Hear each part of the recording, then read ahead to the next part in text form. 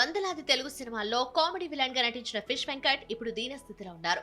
కాలు మొత్తం ఇన్ఫెక్షన్ కు గురైంది, 2 కిడ్నీలు చెడిపోయాయి.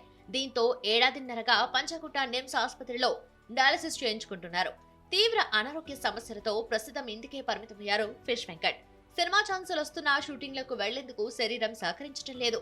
దీంతో ఇంటి పట్టునే ఉండటంతో ఈ నటుడి కుటుంబం తీవ్ర ఇబ్బందులు పడుతుంది.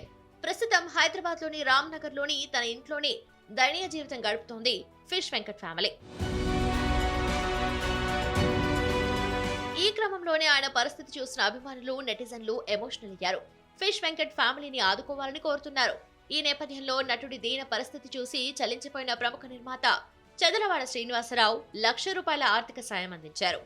టీఎఫ్పీసీ ట్రెజరర్ నిర్మాత రామ సత్యనారాయణ, సెక్రటరీ టి ప్రసన్న కుమార్, దర్శకుడు K Ajay Kumar, Telugu film federation president Anil Chadalavada Srinivasarao తరఫున ఫిష్ వెంకట్ కు ₹1,00,000 చెక్కును అందజేశారు. ఈ సందర్భంగా ఫిష్ వెంకట్ ఎమోషనల్ అయ్యారు. తన కష్టాన్ని తెలుసుకుని అడగకుండానే ₹1,00,000 సహాయం అందించిన నిర్మాత చదలవాడ శ్రీనివాసరావుకు ప్రత్యేక ధన్యవాదాలు తెలియజేశారు. ఆయన చేసిన ఈ సహాయాన్ని జీవితంలో ఎన్నటికీ మర్చిపోలేనన్నారు.